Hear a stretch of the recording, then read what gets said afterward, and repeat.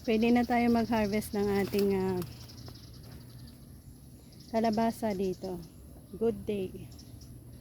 Isa na namang freshly harvested gulay ang ating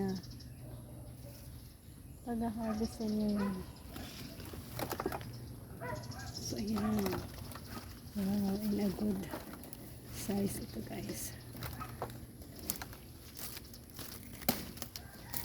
Oh, it's perfectly. So check out natin ang laman kung anong ba ang kanyang inside.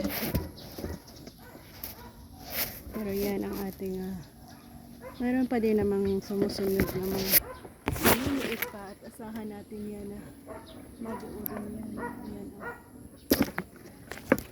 medyo madaming mga maliliit pa na pwede naman natin abangan.